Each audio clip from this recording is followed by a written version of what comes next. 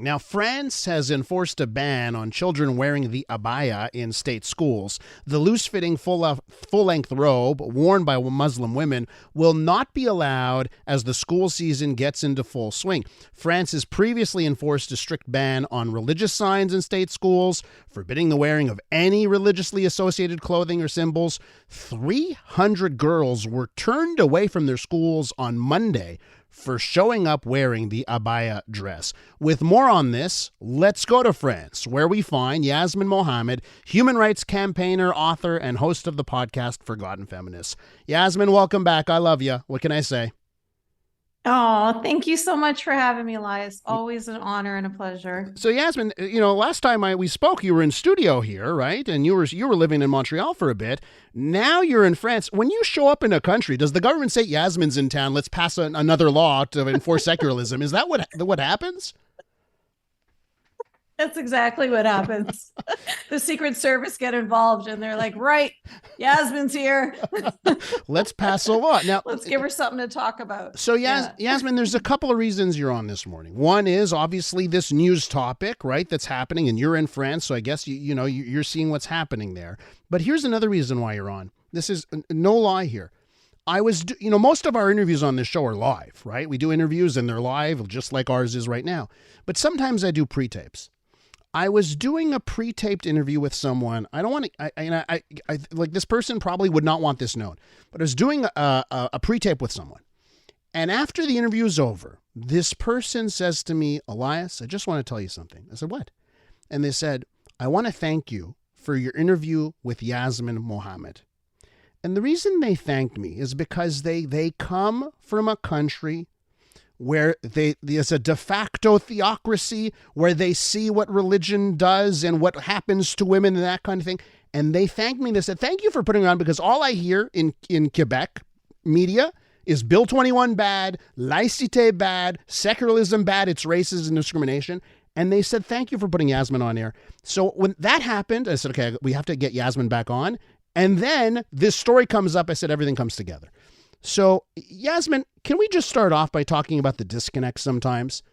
The people that view these types of laws as oppression, discrimination, racism, versus the people that are say that this is a good thing. More often, the latter, those are people that have experience. Why is there that disconnect? It's exactly it. You just hit the nail on the head. It's the people that have experience. It's the people that have a greater understanding. It's the people who come from countries like the person that you described, where they have seen how religion can be intertwined with education, with public policy, with government, with law enforcement, and how it can creep into people's lives, and how it can become a de facto theocracy, and how it can become dominating and controlling over the most private aspects of people's lives. So if they come from those kinds of countries, then they have an understanding. Or when it comes to places like Quebec, they have an understanding because it's still in the memory. People in Quebec are still talking about their mothers and their grandmothers, and they remember what it was like when the Catholic Church had such a hold on the people of Quebec. It wasn't that long ago. Whereas if you go to other parts of Canada, or if you go to other countries where people have been more privileged as to have not had these experiences, therefore they do not have the understandings, and so they don't have the healthy fear that they need to have to stand up against these religious nationalists. So I think it's really, really important for people to have such a firm, value, a firm grasp on secularism, a firm understanding on how important that is. Mm-hmm. But unfortunately, a lot of people don't, because they really don't understand the fear. And so when they see situations like this, they think, oh, what's the big deal? It's just a hijab. Oh, what's the big deal? It's just abaya. Why are people making such a big deal about this? It's just a piece of clothing. Is because they're not seeing the full picture. They're ignorant of understanding the entire context of the situation. Can you try and give us the full picture of what's happening in France? Why has the government gone to this length here. And maybe you want to tell us a little bit more about the abaya, because I'm not so familiar with the term until a couple of weeks ago, to be honest. So tell us more. So France released a law back in 2004, so a very long time ago, where they said in our secular public schools, we do not want to see any kind of religious representations, whether that's clothing, whether that's wearing a cross, whether that's a turban or a kippah or whatever it is. When we walk into a classroom, we want to not be able to tell by looking at the children what religion their family follows. Everybody is here in a secular, equal space. So I guess I should take a tiny step back here and just note, which I'm sure all your listeners are already familiar with, that France views secularism a little bit differently than they do in Canada and America, in that they see secularism as a freedom of religion and also a freedom from religion, which is very, very important. And so in the secular schools, they feel that it's very important that there be a freedom from religion in those safe spaces.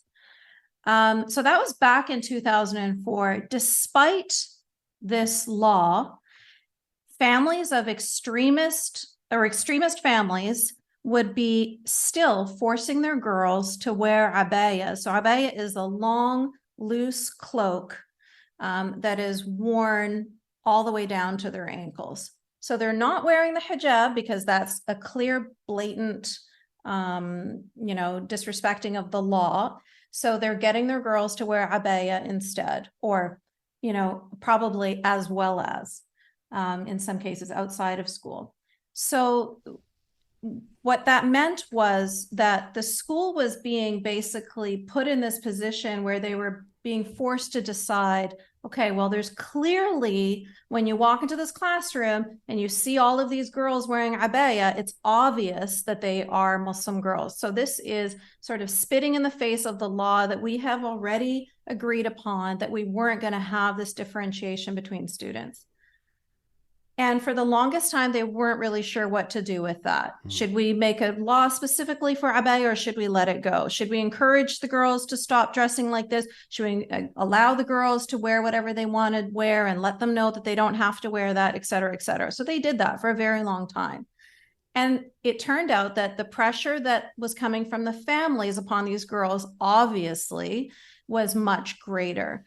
And so they would still continue to wear the abaya when they went to school. And so the school had to finally make a decision, the Ministry of Education had to finally make a decision and say, okay, this is a religious clothing and it is included under the law of 2004. So girls cannot wear the abaya anymore. So when you asked me about what does the abaya mean, I'll tell you that there is a woman actually in prison right now in Saudi Arabia. Her name is Manahil al-Taibi. And people like to pretend and now say that the abaya has nothing to do with Islam and it's not religious clothing. One of the reasons why Manahil is in jail is because she wasn't wearing abaya. Abaya was mandated by the Saudi Arabian Islamic regime. And so to pretend now that it is just an innocuous piece of clothing is the same sort of pretending that goes around the hijab when they say, oh, it's just a piece of cloth. It's not a piece of cloth. When people are being thrown in prison, or when people are being killed, or when people are being, victims of honor violence over these religiously mandated, misogynist tools, then you can't pretend that they are just simply pieces of cloth. It's not lost on me. They have it both ways, right? When it suits them, oh, this isn't a religious piece of clothing. This is just a piece of cloth. And then when it suits them, oh, I cannot remove it. This is my religion, right? It's interesting how they can try and play both sides of the argument. Continuing our discussion with human rights campaigner Yasmine Mohammed. She's in France, and she's joining us this morning to talk about secularism and laïcité and some of the things going on in that country and Canada as well. So, Yasmine, let's continue here. I want to talk about secularism in France because I've seen it described in a couple of ways. Some people can say, well, you look at France and they've got so many issues with integration of immigrants. Secularism has been a failure. And then other people say, wait, hold on a second. France has created the largest population of secular Muslims in the world. And they say, well, that's a success. How do you view France when it comes to secularism, and if how they've been doing it has been a success or not? Well, the truth is, France has had a lot of trouble. They have had a lot of problems. And part of the reason why the conversation we were having before the break about the Ministry of Education and schools, part of the reason why they are being more strict with demanding laïcité and demanding that people respect secularism is because of what happened to Samuel Paty, who was a teacher who was beheaded walking home after teaching a class when he was walking home to his wife and his 5-year-old son. And the reason why Samuel Paty was beheaded by one of his students, or because of one of his students, was because he showed a picture of Muhammad, a cartoon of Muhammad, when he was having a discussion in the class about free expression.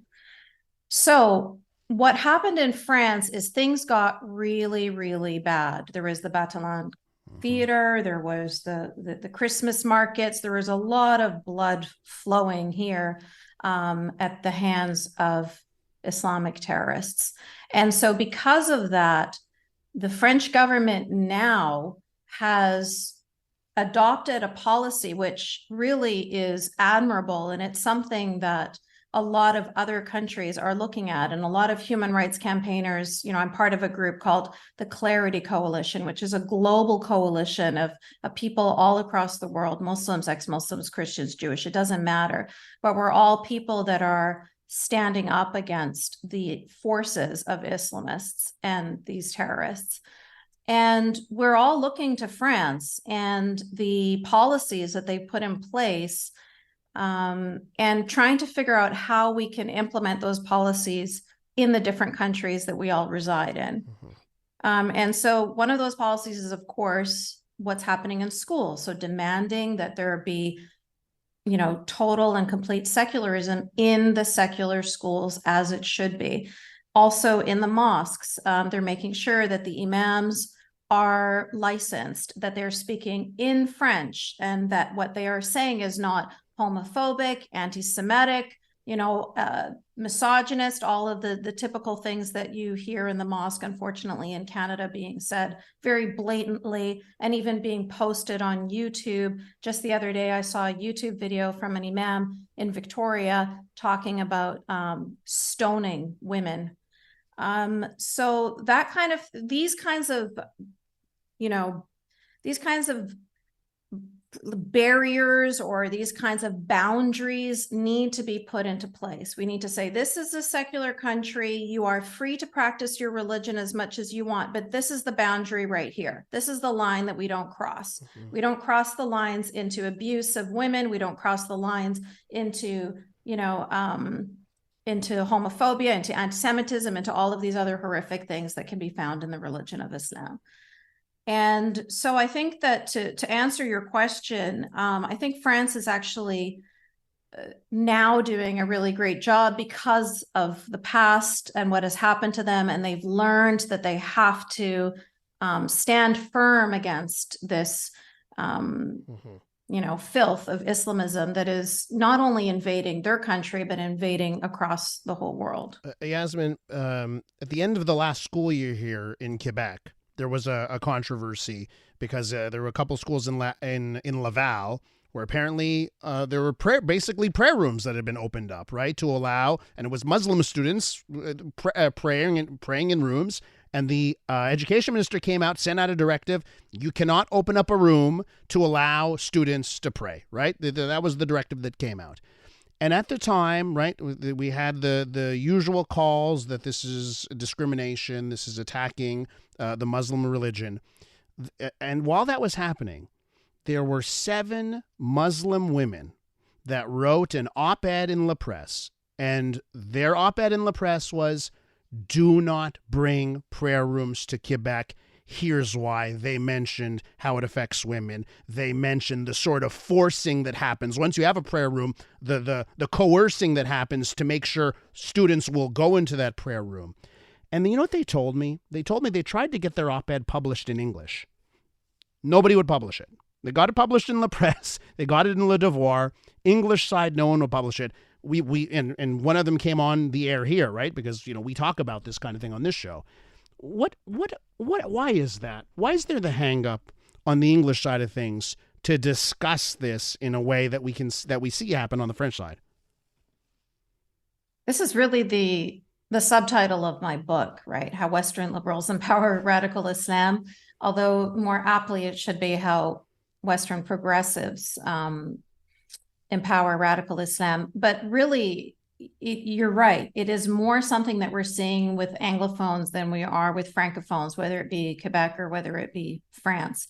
And I think that has a lot to do with how on the English side of Canada, we are very privileged. We're very ignorant as to these forces. And when we look at somebody who practices a different religion, they look at them almost with a reverence, or with a unfortunately quite often with this patronizing attitude of like, oh, isn't that adorable? Isn't that lovely? You wear this hijab or whatever, without understanding, well, no, she's wearing it because she's forced to wear it. Otherwise, she's going to be facing violence at home and then being threatened that she's going to be burned in hell for the rest of her life. So they're just living in this, really in this little la-la land. There's a quote I heard the other day that said, privilege is people not recognizing that something is a problem because it's not a problem for them. And that's really where France was back in the day as well. France also didn't realize that it was a problem. And it had to keep on escalating and escalating and escalating before, there were rivers of blood flowing in their streets before they finally realized, oh, okay, yep, this is a problem.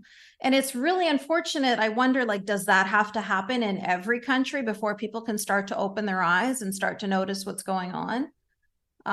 It really is very sad. I grew up, as you know, in Vancouver, BC. So it's this constant frustration of people not understanding what I'm saying or not understanding why I'm caring about this. But I'm really grateful that the time that I spent in Quebec was not like that at all. People were finishing my sentences. I felt really like at home for the first time, where there were people understanding why this is important and fighting right alongside with me and understanding, why we have to stand up for these values against forces that would love to see freedom annihilated. Yasmine, I could talk to you all day, as is often the case whenever we have a chat. We have to leave it there. I wish you the best in France. We will catch up again real soon, and thank you for your time this morning. Thank you. That is Yasmine Mohammed, human rights campaigner, author, and the host of the podcast Forgotten Feminists.